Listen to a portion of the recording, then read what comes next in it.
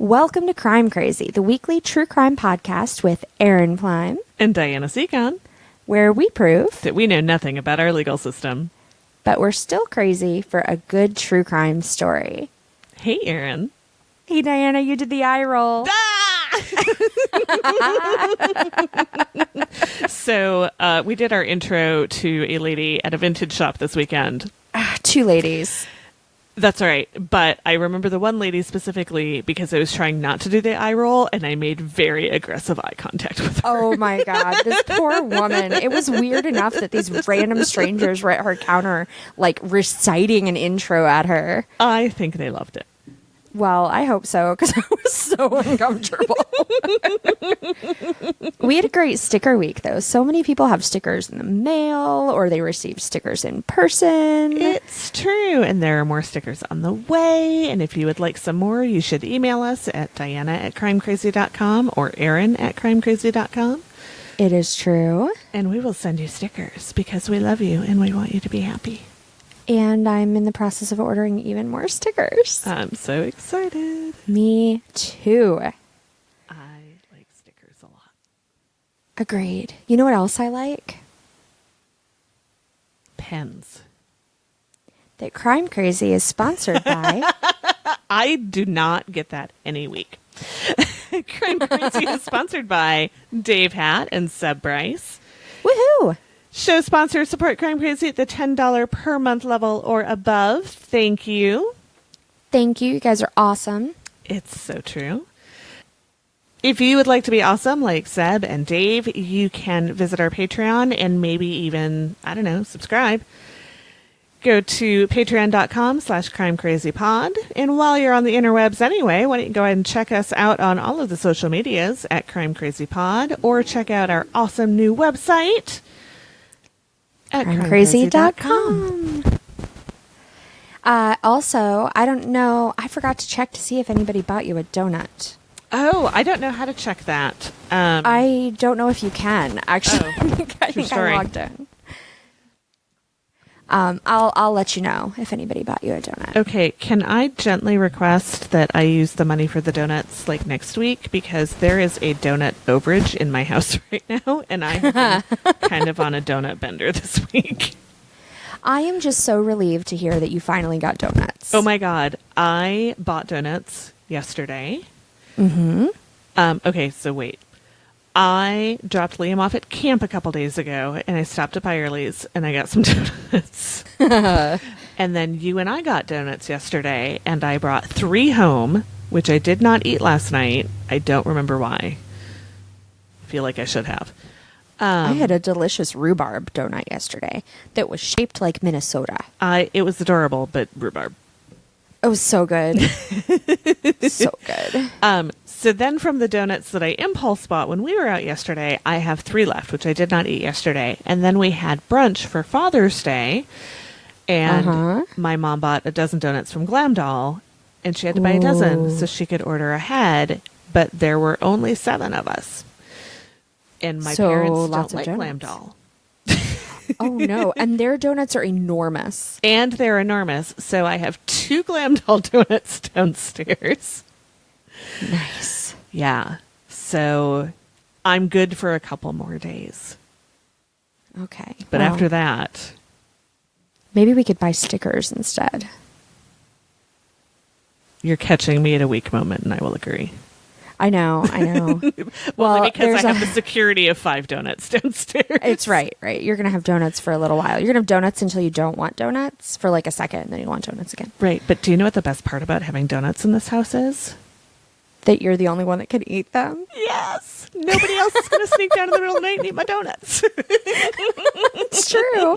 That does not happen here. No. We went looking for... Oh, David went looking for his leftover hamburger the other day. Like, we'd gone out to eat. He had a hamburger. He was really looking forward to it. He opened up the fridge to find the leftovers to heat him up. Gone. We're like, where's the hamburger? Tyler's like, oh... Well, I ate Tobin's sliders, and then there was a half a hamburger, so I ate that. I was like, wait. I think that as a household, you just have to acknowledge that when Tyler is home, there is no such thing as a leftover you're going to enjoy the next day. he was all upset about how there was no food in the house yesterday. We're like, okay, first of all, we can't fit any more food in this house. It's just not what you wanted. And secondly, we're the ones who don't get to eat any of the things that we like because you've eaten it all. Well, if I run into a true donut overage that I cannot take care of by myself, I will send some over for Tyler. Sounds good. The chances of that are really Very low, slim. I'm not going to lie. Yeah, no. Also, he has a job. He can buy his own fucking donuts. I was going to say, there are probably donuts at his job. I mean, they're like gas true. station donuts, but still. In a pinch, they'll do. Right? When you're working the overnight shift, Yeah. it's a perfectly acceptable donut. I think so. So, Diana, you've been teasing me about the thing you learned this week. And you said that I might know it. And if I don't know it, I'm going to wonder how I never knew it. And like, I just have to know. Okay. Do you know what the third degree means? Well, I mean, I know what it means. I don't know where it came from. But like, if you give someone the third degree, like you're like questioning them intensely. Yeah. Okay. So I went looking. So I have this book. It's a real book. Case files of the NYPD. Got Case it. files of the NYPD, and Jeff got it for me for my birthday or Christmas. I don't remember which. And I was reading it the other day, and they talked about the third degree, and they described it. And I, like, all I ever knew was, like, intense interrogation. But why is it the third degree? Like, what's special about that? So I went looking into that, and the answer is very unsatisfactory in that there is no specific conclusion about why it's called the third degree. But the one that seems to be the most popular is that, like all good things, it involves the Freemasons. Yes. That caught me off guard. I'm excited. So there are 3 degrees of membership in Masonic lodges. The first one is called Entered Apprentice. The second one is called Fellowcraft. And the third is Master Mason. And to get that third degree of membership, you're subjected to a lot of activities that involve interrogation and might be more physically challenging than for the other 2 degrees. So that's where they think that name came up in the U.S. Well, that makes sense. But when I was reading in the case files of the NYPD, so this term may predate what I'm about to tell you, which was in the 1880s. Mm-hmm. In 1880, a guy named Thomas Byrnes, B-Y-R-N-E-S. Burns? B-Y-R-N-E-S. Yeah, maybe Burns, I suppose. But he was the head of detectives. And he preferred to use psychological methods to get confessions out of the criminals that he was working with. That's how I would roll. Mind games. Absolutely. Fuck with your mind all the way. That's right. So he was the last in the step of interrogation. So he'd send in the first round of questioning. That would be done by the arresting officer, and that was the first degree. And then the assigned detective would go in and do his interrogation, and that was the second degree. And if neither of those methods were effective, then the chief of detectives, this Thomas Burns, would come in and do all the psychological shit. And that was the third degree. The third degree. Yeah. Yikes. Also, I don't want to be in that spot. Like, that sounds really intimidating. It really does. I would also probably break, like, the minute they came at me with the cuffs. So, well, yeah, I always used to I still do. If I do something and I'm like, oh, my mom would not approve, I always tell her, like, so I did this thing. I realize you live across the country and I am almost 40 and you don't care. But I need to let you know that. Yeah. Yeah. Every time I think something like, I'm not going to tell my mom about this because I don't want to hear about it, I totally end up telling her because not telling her is worse than the hearing about it. Yeah. I hope that my children feel that way about me. I hope that they are 37 years old and they call me and they're like, Mom, I ran a red light. Or some stupid shit like that I really don't care about. Right. Well, and that's the funny thing is, like, I am 44 years old. Right. And I'm clearly like a grown-up. There are so many like things, a grown-up. like a grown-up. But there are so many things that I tell, like, I think, like, if I tell my mom, she's going to get super mad, I'm going to hear about it. And then she's like, well, that was fucking dumb. And that's it. Like, it never comes up. It's like... Right. She doesn't care. No. Unless you murder someone, it's just not that big of a deal. And honestly, it's going to depend who I murder. Like, we've got a list. Well... that she would definitely bail me out for.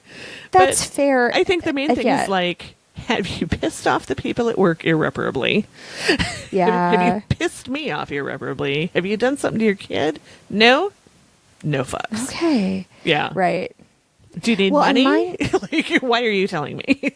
Right. Mine is usually I spent a ton of money on some stupid shit. Like, I made a decision. I adopted another animal. I, like, did something kid. dumb like that. Or a kid. Or I've stolen another kid. Or whatever. She tried to steal a baby at the restaurant yesterday.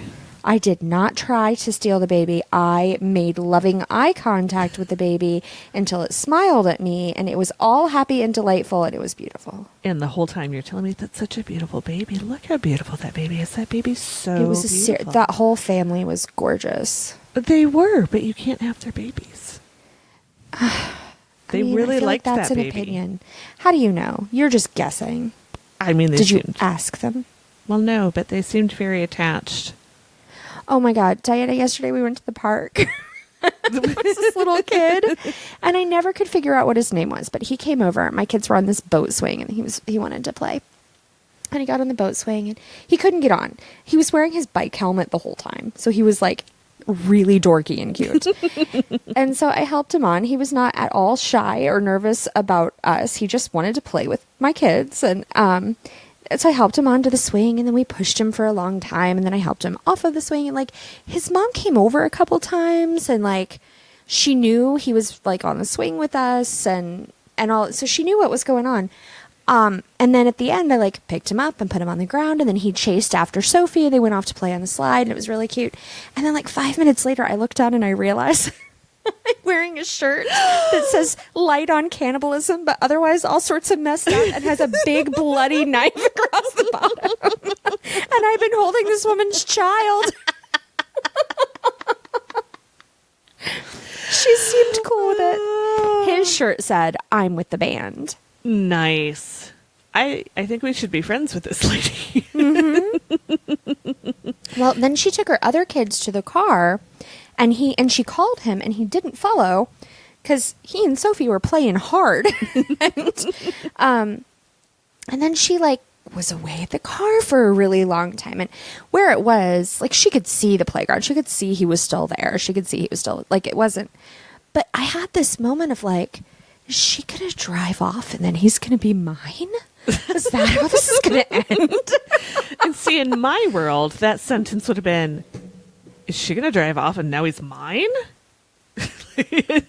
Right, like with a distasteful Like, oh kind of God, tone. no. You come Yeah. back here and take your child. And mine was like, is this how I get my next kid? This is awesome. I didn't know it worked this way. I didn't know when in business school they told me to always be looking for opportunities. That's how people would interpret it. Oh my God. So I feel like this episode, between you saying that you and your mom have a list of people that you're going to murder, and me saying that I tried to steal this woman's child, like... Have I never told you that my mom owes me a hitman? I'm sorry, what? Like, what? So my college boyfriend dumped me, right? Okay. And at my parents' house because I was home for the summer. And then apparently went in our front yard and barfed, which is how they figured out that something was wrong. And so my mom comes in my room, and I'm, of course, crying in very dramatic 19-year-old girl fashion. Yes. And my family's not good with the emotional stuff. Okay. I never would have guessed, Diana. Hey. I emote all over the goddamn place. Mm-hmm. But we're not good at that sort of thing. So, she comes in, she's like, what's wrong? I'm like, oh, he dumped me. And not really knowing what to do, and not being the kind of mom that's going to like sit down on my bed and put her arm around me and ask her, tell me to tell her all about it. She stands in my doorway and looks at me uncomfortably and says, "Would you like me to get you a hitman?" But I need to know what your response to that question was. I mean, it was probably yes. I was pretty heartbroken. Right. But I never took her up on it. I am, in fact, Facebook friends with that very boyfriend. And but every once in a while we bring it up, like, you still owe me that hitman for when Nate dumped me. Also, is it boyfriend specific, or could this be a hitman just like you just have a hitman credit? I'm choosing to believe it's a credit because I have no malice towards that particular boyfriend. Okay. Nate, you're in the clear. Yeah, I don't know that he listens. Well, he's going to start now just to make sure he's always in the clear. Erin? Yes. Do you have a story for me? I do. Yay. So it's been a couple weeks since I've told a story, but if you have a really good memory, you'll remember that my last story involved a total sicko who liked to murder and occasionally chew on people because he had an idol, and his idol was Richard Ramirez, the Night Stalker. Are we going to talk about Richard Ramirez, the Night Stalker? We are. It seemed only fitting that that be my connection. I am very excited about this. So before I really get into it, though, I have sort of a disclaimer, which is that I read about like 15 articles. Actually, I read another one after I wrote that I had read. Wow. After I wrote that I had read 15 articles, I then went back and did more research. Every time I read an article, there were like whole new victim lists that the other articles hadn't contained. He was seriously prolific. I know I don't have everybody. I hate that I don't have everybody, but I don't have everybody. He was prolific. He was very prolific and very graphic.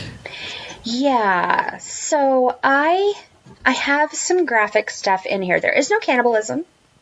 So sorry, Courtney. I know, but Dave is excited.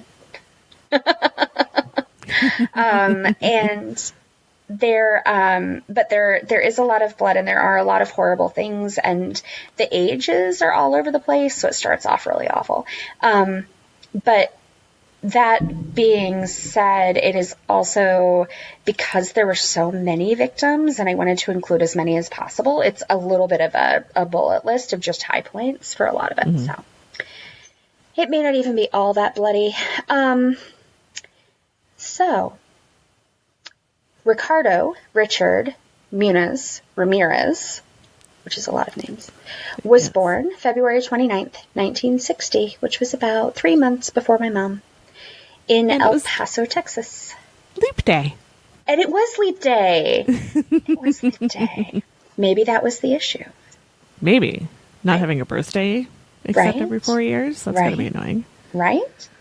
Or, something with the stars and the moon and awfulness. I don't know, because this guy was something else. Mm-hmm. He also had a lot of bad influences in his life. So, growing up, one of his very best friends and people that he idolized the most was his cousin Mike. And Mike had been a soldier. He was with the Special Forces in Vietnam. And he would get together with Richard and he would tell him all of these stories about his time in Vietnam, who he tortured, who he raped, who he killed, graphic descriptions of things that he had done. They would smoke a lot of pot or get high or drunk in other ways. And they would just relive all of this awfulness that Mike had done. So, Mike was one of these special people that should have just been a regular serial killer that ended up on death row somewhere, except he's in the military, so it was totally cool. But he did. I'm not sure which is worse. I mean, if the stories that he told Ramirez were true, then they were crimes, regardless of the fact that he was allowed to kill people. True. So, but it didn't matter. He didn't get charged with or convicted of any of those crimes. He did, however, one night when Ramirez was a teenager and over at Mike's house, Mike decided that he was done with his wife, and he shot and he killed her in front of Richard Ramirez. So this kid, right, witnessed the whole thing. How old was he? He was a teenager. I want to say he was like 15, but I didn't write it down. But he walked away from the scene as if nothing had happened, and even had her blood on him, and it still didn't even faze him. He might have just been in shock. He might have been, but not very many years later, he went on to become this horrific serial killer, so I suspect a total lack of empathy as well. Yeah. So, in 1985, 25-year-old Ramirez not started his criminal career because he had been a criminal for a very long time, but he started with the murders. So 2 girls were abducted and assaulted within 2 weeks of each other, and then both were left in places other than where they had been taken from, and they were 6 and 9 years old. So little kids. Then in March of the same year, on the 17th, he attacked 22-year-old Maria Hernandez outside of her home. He shot her while they were still outside, and then he went inside. And he didn't realize at this point that Maria was not dead. So you know how when someone goes to hurt you, like your instinct is to throw up your hands? Mm-hmm. Well, she had done that, and she was holding her keys, and through some amazing stroke of luck, the bullet hit the keys and ricocheted, and she survived.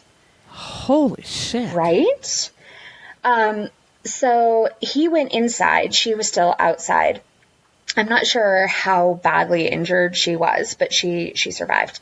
However, Dale Okazaki was inside. He was 34 years old, and he was not so lucky. Ramirez shot and killed him.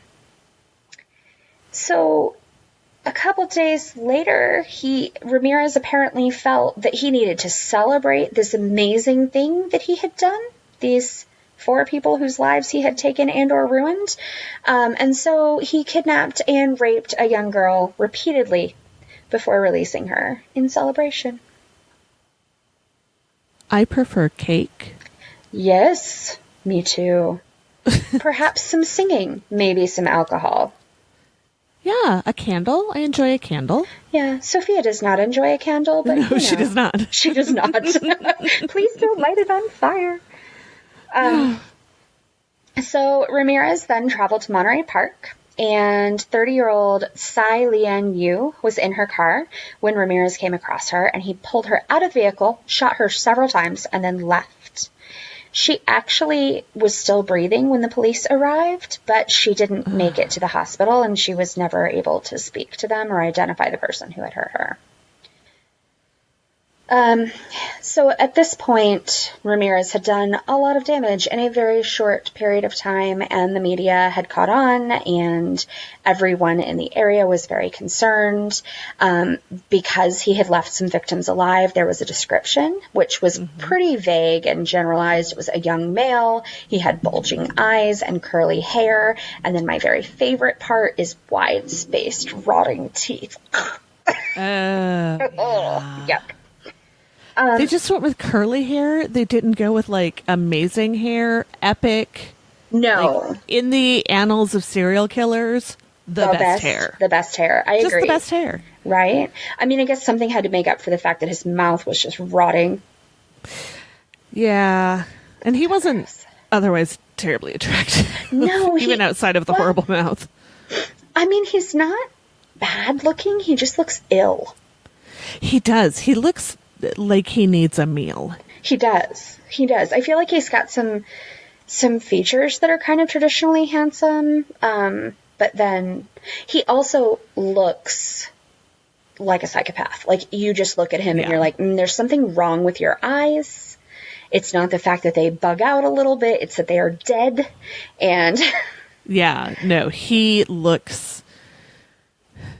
It may be just because I kind of remember a little bit of this, but he looks like what you think of when you think fucking psycho serial killer. Yeah.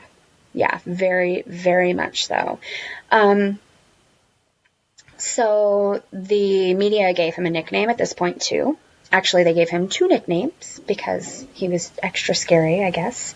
They named him the Valley Intruder because he had broken into homes, and also the Walk-In Killer. Neither of which are scary enough, in my opinion. Oh. Walk-in makes it sound like he goes into a closet. Yes. Yeah. Also, like, I don't know, neither, like, the Valley Intruder does not let everyone know that he murders and rapes and beats and does horrible things to people. Yeah, and the intruding is really the least of what's going on there. Right, not a big deal.